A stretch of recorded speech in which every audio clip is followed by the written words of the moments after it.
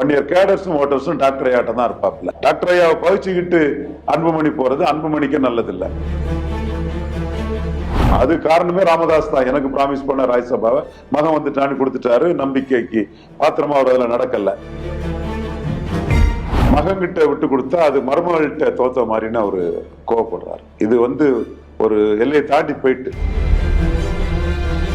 நிர்வாகிகள் அன்புமணி கிட்ட தான் இருக்காங்கிறது உண்மை. ஏன்னா அன்புமணி தான் எதிர்காலம் நினைப்பாங்க, அவர்கிட்ட தான் ப்ராக்சிமிட்டி இருக்கும்னு நினைப்பாங்க.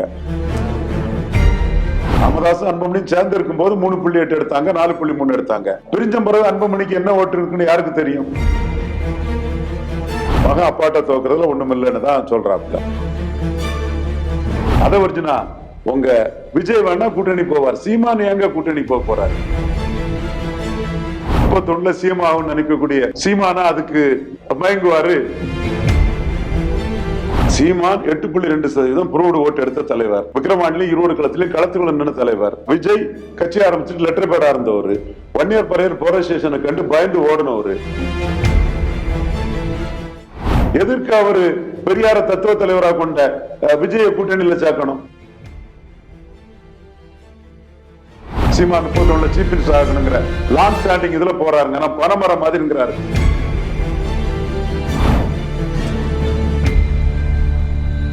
நியூஸ் ஸ்கொயர் நேயர்களுக்கு வணக்கம். சமீபத்திய அரசியல் நிகழ்வுகள் தொடர்பாக இன்று நாம் கலந்து ஆலோசிக்க இருக்கிறோம். இன்று நம்முடைய நேர்காணலில் இணைந்திருப்பவர் அரசியல் விமர்சகர் திரு ரவீந்திரன் துரைசாமி அவர்கள். வணக்கம் சார். சார், இப்போ சமீபத்திய நிகழ்வுகள்ல பார்க்கும் பொழுது சீமான் அவர்கள் பேசியிருக்கக்கூடிய அந்த நிகழ்வை பார்க்க வேண்டியிருக்கு. சீமான் சொல்லியிருக்காரு, துணை முதல்வர் பதவி கொடுக்குறோம், அதிமுக கூட்டணிக்கு வாங்க அப்படின்னு சொல்லி தாவைக்கால இருக்கக்கூடிய திரு ஆதவ அர்ஜுனா அவர்கள் ஏற்கனவே அழைத்ததாக சொல்லியிருக்காரு. இதை நீங்க எப்படி பாக்குறீங்க சார்? தேவையில்லாம தனிச்சு போட்டிட்டு உறுதியா தெளிவா நிற்கக்கூடிய சீமான் கிட்ட துணை முதல்வர் போஸ்ட் தாரோம் அது தாரன்னு எவனும் அழைக்க கூடாது. என்னமே அதை தெளிவா சீமான் எக்ஸ்போஸ் பண்ணியிருக்கிறாரு. அதை வச்சுனா ஒரு பொய்ய சொல்லும் போது நீங்களே எடப்பாடிக்கு ஏஜென்ட் ஆட்டு செயல்பட்டீங்க, எடப்பாடிக்கு ஏஜென்ட் ஆட்டு என்கிட்ட பேசுனீங்கிறத தான் சீமான் சொல்றாரு. அது என்கிட்ட அதை பற்றி கருத்தை பரிமாறிட்டார். அவரே வெளிப்படையா சொன்னதுனால மீண்டும் அது தொடர்பா சொல்லலாம். விவசாய மந்திரி தாரேன் அது இதெல்லாம் சொன்னாப்புல. நான் தனிச்சு போட்டிடுறேன்னு முடிவு பண்ணியாச்சு. என்கிட்ட இதெல்லாம் தேவையில்லாம பேசிட்டு இருக்கிறாப்புல. அது மட்டும் இல்ல, நான் மாட்டேன்னு சொன்ன பிறகும் என்னை பற்றி தேவையில்லாம கமெண்ட் அடிச்சுட்டு திடுறாப்புல. இப்போ அந்த எடப்பாடியை பற்றி கமெண்ட் அடிச்சார்ல, இதே மாதிரி அடிச்சுட்டு திடுறாப்புலங்கிற இதெல்லாம் தெரிஞ்சனாலதான் நீ இவ்வளவுதான்னு பதில் சொல்ல முடியாத அளவுக்கு எக்ஸ்போஸ் பண்ணி தள்ளிட்டாப்புல. சீமான் பாஜக எதிர்ப்புல உறுதியா இருக்கிறாரு, காங்கிரஸ் எதிர்ப்புலையும் உறுதியா இருக்காரு நினைச்சு சீமானுக்கு வாக்கு வங்கி ஹெவியா ஜம்ப் ஆகும். சோ சீமான் இதெல்லாம் உணர்றாரு. அதை வச்சுன்னா அவருக்கு சபரிசம் மேல உள்ள வன்மம், உதயநிதி மேல வன்மத்துக்கு வளர்ந்து 31 சிஎம் ஆகும் நினைக்கக்கூடிய சீமானா அதுக்கு மயங்குவாரு. போங்க ஆதவர்ஜுனா சார், சொன்னோம்ல சார் அப்பவே சீமான் தனிச்சுதான் போட்டிடுவாருன்னு. நான் தானே சார் சொன்னேன் சீமான் தனிச்சுதான் போட்டிடுவாருன்னு. ஏன் சார் அவரு கூட்டணி போனோம்? பார்லிமெண்ட்ல 8 எடுத்திருக்கிறாரு, நிலைப்பாட்டுல உறுதியா இருக்கிறாரு, எத்தனை இஷ்யூஸ் எடுக்கிறாரு. அரசியல்ல பலமே நிரூபிக்காம பாப்புலாரிட்டியை வியாபாரமாக்கலாம், பிழைப்புக்கு போலான்னு நினைக்கக்கூடிய விஜய் வேணா கூட்டணிக்கு போவாரு. அதை வச்சுனா உங்க விஜய் வேணா கூட்டணி போவார், சீமான் எங்க கூட்டணி போறாரு? அப்போ அதை வச்சுனா இந்த மாதிரி விஷயங்களை பண்றாருங்கிறத சீமான் எக்ஸ்பிரஸ் பண்ணிட்டாரு. பட் அவரு அந்த அபயமணி பேசினது தவிர்க்கப்பட்டது. நானே தெரியாம வந்தாலும் அது தப்பு, அது நான் எனக்கு அப்படிப்பட்ட வழக்கம் கிடையாது, தெரியாம வந்துட்டு அப்படின்னு சொல்றாரு. அதுக்கு தம்பி ஆதவர்ஜுனாவை நான் பாராட்டுறேன். அந்த விளக்கத்துக்கு ஆதவர்ஜுனா தம்பிக்கு மனப்பூர்வமான பாராட்ட தெரிவிச்சுக்கிறேன். சரியான பாத தம்பி, இந்த மாதிரி நம்ம இதை கீப் அப் பண்ணுங்க தம்பின்னு அவருக்கு நான் என்னோட நன்மதிப்பையும் அதுக்காக நான் தெரிவிச்சுக்கிறேன். ஒரு 8-9% வாக்கு சீமானுக்கு இந்த முறை பெரிய அளவுல கிடைக்கும். அதாவது 8 to 9 17% கிடைக்கும். சீமான் எந்த அளவுக்கு டிசைடிங் ஃபேக்டரா இருப்பாரு 2026? டிசைடிங் ஃபேக்டர் அரசியலுக்கே போகலங்க.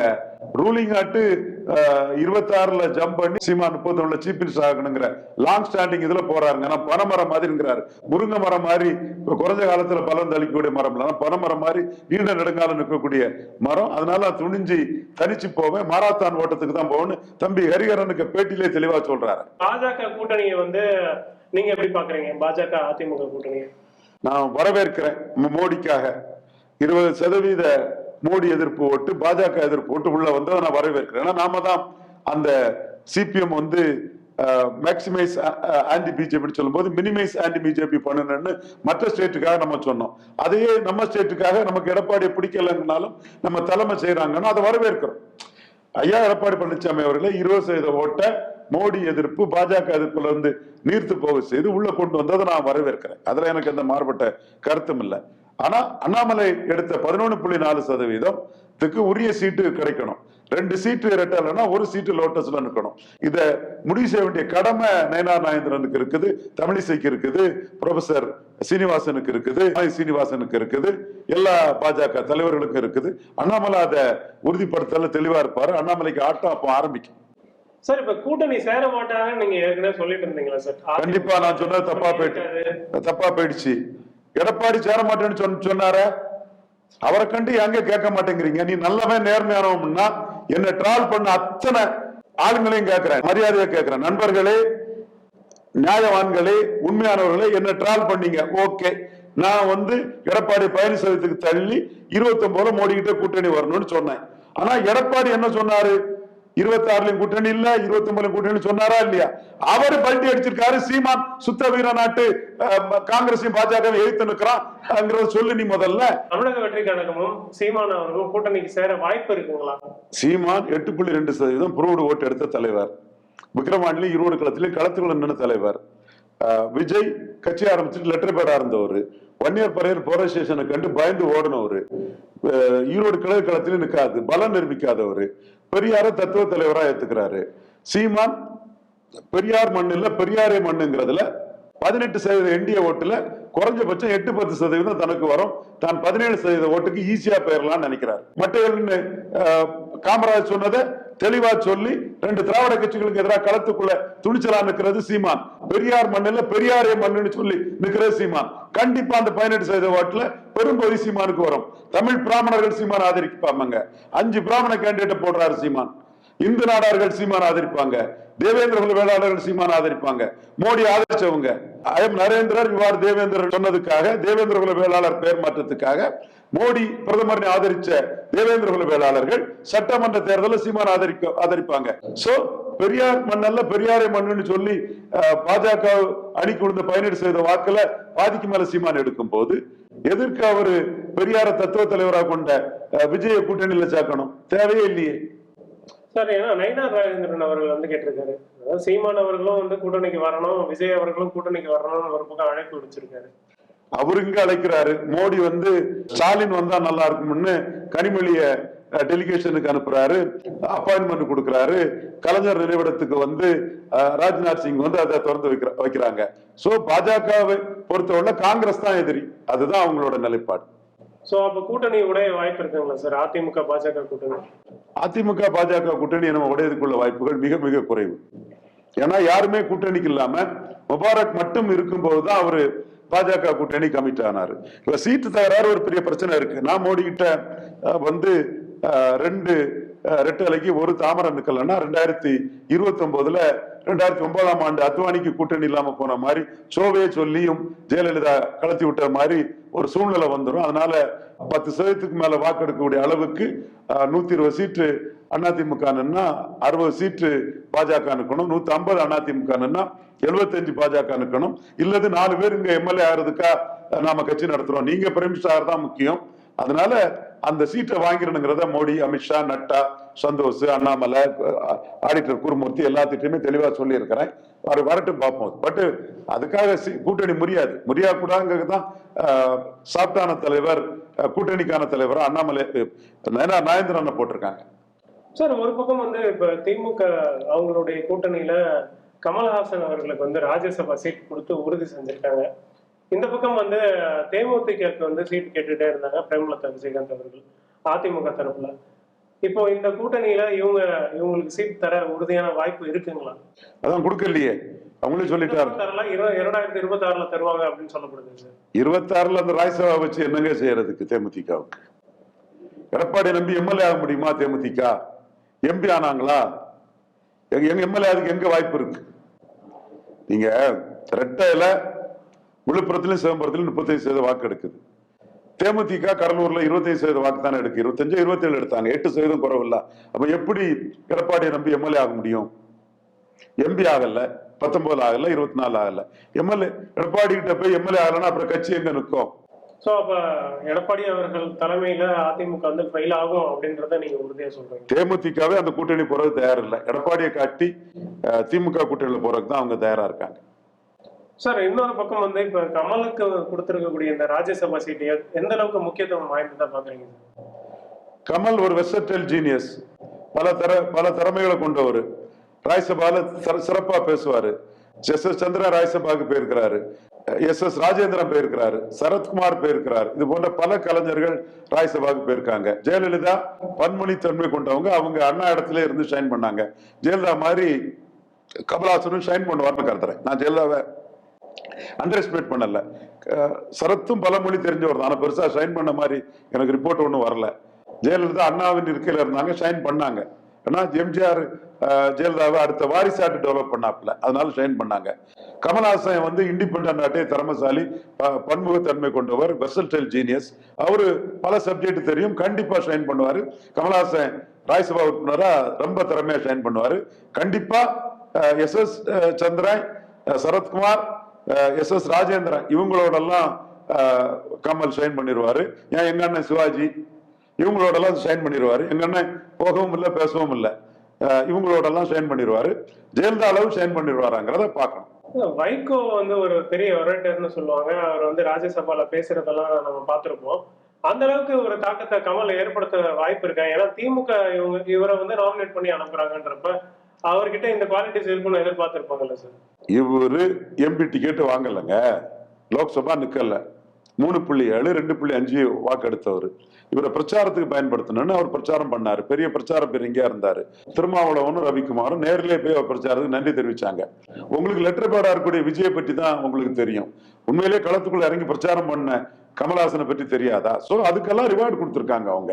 இதை நீங்க வைகோன்னு கூட ஒப்பிட்டு பேச வேண்டிய அவசியம் இல்லை. அவருக்கு ஒருத்துக்கு, அவருக்கு பலத்துக்கு, பிரச்சார பலத்துக்கு அக்ரிமெண்ட் படி ரிவார்ட் பண்ணியிருக்காங்க. ரிவார்டு இல்ல, அக்ரிமெண்ட் படி அக்ரிமெண்ட ஃபுல்ஃபில் பண்ணிருக்காங்க. சார், இப்ப பாமக அந்த கட்சியில நடக்கக்கூடிய நிகழ்வுகள் எல்லாம் பார்க்கும் பொழுது உங்களுக்கு என்ன தோணுது சார்? ஏன்னா அன்புமணி அவர்களுக்கும் ராமதாஸ் அவர்களுக்கும் தொடர்ச்சியாவே ஒரு கிளாஷ் இருந்துகிட்டே இருக்கு. சோமியா அன்புமணி பிடியில அன்புமணி இருக்கிறாருன்னு டாக்டர் ராமதாஸ் நினைக்கிறாரு. மகன்கிட்ட விட்டு கொடுத்தா அது மருமகள்கிட்ட தோத்த மாதிரின்னு அவரு கோவப்படுறாரு. இது வந்து ஒரு எல்லையை தாண்டி போயிட்டு அப்பன்ட மகன் வந்தா என்னன்னு கேட்கும் போது அப்பா கிட்ட போய் போனா பொண்டாட்டி மதிக்க மாட்டாருன்னு அன்புமணி நினைக்கிறார். நான் சாரி டு சே, நான் என்னோட அசஸ்மெண்ட்ல தான் சொல்றேன். அவங்க பெரிய அரசியல் குடும்பம். விநாயகம் வட எல்லை காவலர், பெரிய சட்டமன்றத்துல கலக்குனவர். கிருஷ்ணசாமி இந்திரா காந்தி விசுவாசி, இவரு மன்மோகன் சிங் நண்பர், பெரிய காங்கிரஸ் பாரம்பரியம் மாநில காங்கிரஸ் தலைவரா இருந்தவர். விஷ்ணு பிரசாத் அவங்க சகோதரர். அவங்களுக்குன்னு ராமதாஸை விடவும் பெரிய அரசியல் பாரம்பரியமும் ஒரு இது இருக்குது, அந்த பிளட் அவங்க. சோ அவங்க களத்துக்குள்ள வந்து பண்ணும்போது அவங்க ஒரு அப்பீலிங்கா பண்ணாங்க. இதுங்கெல்லாம் இருந்தது. தோத்து போனது வன்னியர் ஓட்டு 10.5க்காக அன்பழகன் ஆர்கனைஸ் பண்ணதுல 23% பாமக வந்துட்டு. வெள்ளூர் மாதிரி டெபாசிட் இழந்திருக்கும்னா இவங்க ஜெயித்திருப்பாங்க. வன்னியர் ஓட்டு இவங்களுக்கு வந்திருக்கும், ஜெயித்திருப்பாங்க. அதிமுக 23% தோத்துட்டாங்க.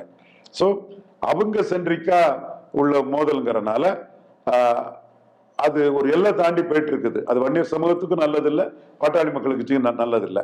ஆனா என்ன பொறுத்த அளவுல தயவுதாட்சியம் முகதாட்சியமின்றி என் மனசுல பட்டதை சொல்றேன். வன்னியர் கேடர்ஸும் ஓட்டர்ஸும் டாக்டர் ஐயாட்டம் தான் இருப்பாப்ல. டாக்டர் ஐயாவை பகிச்சுக்கிட்டு அன்புமணி போறது அன்புமணிக்கு நல்லது இல்லை. இப்ப களத்துக்குள்ள டாக்டர் ஐயா போகும்போது டாக்டர் ஐயா மேல சிம்பதி இருக்கும். பப்ளிக் என்ன சொல்றான் தெரியுமா? ஸ்டாலின் தங்கமுங்க, தங்கமான மனுஷமுங்க ஸ்டாலின். ஸ்டாலின் தங்கமான மனுஷன் எல்லாரும் பாராட்டுறாங்க. என்ன காரணம் சார்? இப்படி அப்பாவை ஹராஸ் பண்றாரு அன்புமணின்னு பப்ளிக் நினைக்கிறான். நான் அன்புமணிக்கும் எனக்கும் உள்ள அந்த விரோதத்தால எல்லாம் ஒண்ணும் சொல்லல. அது காரணமே ராமதாஸ் தான். எனக்கு பிராமிஸ் பண்ண ராஜ்யசபாவை மகன் வந்துட்டான்னு கொடுத்துட்டாரு, நம்பிக்கைக்கு பாத்திரமா அவர் அதுல நடக்கல. சோ அது வேற விஷயம். அதெல்லாம் மறந்துகிட்டு என்ன நடக்குதுங்கிறதுக்காக சொல்றேன் சார். இப்ப அன்புமணி ராமதாஸ் அவர்கள் பின்னாடிதான் வந்து மொத்த தொண்டர்களும் இருக்காங்க, முக்கிய உறுப்பினர்கள் எல்லாருமே இருக்கிறாங்கன்னு சொல்லப்படுது சார். அவர் நடத்திய, அதாவது ராமதாஸ் அவர்கள் நடத்திய அந்த மாவட்ட செயலாளர்கள் கூட்டத்துல வந்து கிட்டத்தட்ட 30 பேர் தான் முதல்ல கலந்துக்கிட்டாங்க, அதுக்கப்புறம் 8 பேர் தான் கலந்துக்கிட்டாங்க அப்படின்னு சொல்ல முடியுதுங்க சார். நிர்வாகிகள் அன்புமணி கிட்ட தான் இருக்காங்கிறது உண்மை. ஏன்னா அன்புமணி தான் எதிர்காலம் நினைப்பாங்க, அவர்கிட்ட தான் ப்ராக்சிமிட்டி இருக்கும்னு நினைப்பாங்க. அவர் தான் ஒன்றிய குழு தலைவர் யாரு, கவுன்சிலர் யாரு, எம்எல்ஏ டிக்கெட் யாருக்குங்கெல்லாம் அவர் தான் நாளைக்கு முடிவு பண்ணுவார். அப்போ அவரை நோக்கி போறது தான் இயல்பு, அதுல எந்த மாற்றமும் இல்லை. ஆனா ஓட்டு டாக்டர் ராமதாஸ் தான் இருக்கு. டாக்டர் ராமதாஸ் அன்புமணி சேர்ந்திருந்தா இப்ப ராஜ்யசபா கொடுத்திருப்பாரு எடப்பாடி பழனிசாமி, ராஜ்யசபா கூப்பிட்டு கொடுத்திருப்பாரு. ராமதாஸ் அதை அறிவிப்பாருன்னா, எங்க கட்சி சார்பா அன்புமணி ராஜ்யசபா உறுப்பினர்ங்கிறத ராமதாஸ் அறிவிப்பாருன்னா கொடுத்திருப்பாங்க. ராமதாஸ் இல்லாத அன்புமணிக்கு சீட்டு கொடுத்து என்ன பிரயோஜனம்? எங்க இருந்து ஓட்டு வரும்? எங்க இருந்து ஓட்டு வரும்? ராமதாஸ் அன்புமணி சேர்ந்து இருக்கும் போது 3.8 எடுத்தாங்க, 4.3 எடுத்தாங்க. பிரிஞ்ச பிறகு அன்புமணிக்கு என்ன ஓட்டு இருக்குன்னு யாருக்கு தெரியும்? சீமானுக்கு 8.2 இன்டாக்டா இருக்குது, விஜய்க்கு ஓட்டு என்னன்னு தெரியாது. பிரிஞ்சு போன பிறகு அன்புமணிக்கு என்ன ஓட்டு, ராமதாஸுக்கு என்ன ஓட்டுன்னு 26 தேர்தல் முடிஞ்சாதானே தெரியும். முடியதுக்கு முன்னாடி எடப்பாடி அன்புமணியை மதிக்காருன்னு வைங்க, எத்தனை சீட்டு கொடுப்பாரு? 23 சீட்டு கொடுத்த இடத்துல ராமதாஸுக்கு செல்வாக்கே இல்லைன்னு சொல்லி அதே 23 கொடுத்துருவாரா? அல்லது ராமதாஸுக்கு பாதி செல்வாக்கு இருக்குன்னு கருதி 10-12 கொடுப்பாரா? 10-12 வாங்கினா கட்சி அதோட முடிஞ்சு போச்சு. பெரிய இக்கட்டுல பாமக மாட்டிட்டு. சார், இப்ப பாமக இப்படிப்பட்ட ஒரு இக்கட்டான சூழல் விலகணும்னா என்ன மாதிரியான நடவடிக்கைகளை எதிர்பார்க்குறீங்க சார்? அன்புமணிக்கு எதிர்காலம் தான். அன்புமணி டாக்டர் ஐயாவுக்கு விட்டு கொடுத்து போகணும். மகன் அப்பாட்ட தோக்குறதுல ஒண்ணும் இல்லைன்னு தான் சொல்றாப்புல. மகன் தானே, அவர் தானே வளர்த்தாரு. ரவீந்திர சாமிக்கு ப்ராமிஸ் பண்ண ராஜ்யசபாவை ரவீந்திர சாமிக்கு அல்வா கொடுத்துக்கிட்டு தந்தது அவரு தானே. சோ அந்த இடம் மகன் தான் விட்டு கொடுத்துட்டு போனோம். ஸ்டாலினுக்கு எதிர்ப்பு இல்லை. திமுகவில் உள்ள 2ஆம் கட்ட தலைவர்கள் அவங்களுக்கு லோக்கல்ல எதிர்ப்பு இருக்குது. விஜய்க்கு இமேஜை தகர்த்து எறிகிறாங்க, சுயநலவாதி, பொழப்புவாதின்னு. அம்மா தாயி, உலகத்தை காக்கும் ரட்சகியே, என்னையும் காப்பாற்றம்மா. அரசியல் தலைவர் விஜய் சீமான்ட்ட அடிபட்டு போனாலும் பரவாயில்ல, நடிகர் விஜய் தப்பிடணும்னு நினைக்காரு. மைக்கு படத்தை போட்டது விஜய்க்கு கொள்கையற்ற செயலும், விஜய்க்கு பச்சோந்தித்தனமும் ஸ்டெடியா கரெக்டா அனுப்பக்கூடிய சீமானுக்கு பெரிய பிளஸ்ஸா மாறும் நான் சொன்னேன். அதுதான் இப்ப நடந்துட்டு இருக்குது. ஜானாரிக்கு சாமி கொடுத்த சில கோடிகள் சினிமா மார்க்கெட்டிங்காக பண்ணது. இது ஜனநாயகம் படம் மார்க்கெட்டிங் சூப்பரா இருக்கும்.